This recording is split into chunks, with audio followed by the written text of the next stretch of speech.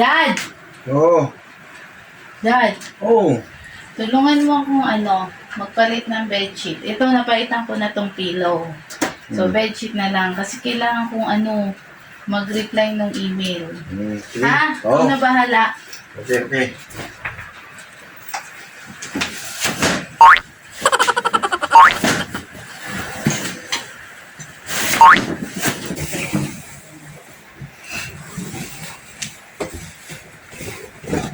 Ah.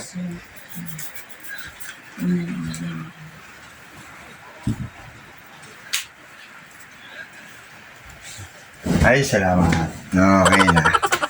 Pag cellphone na.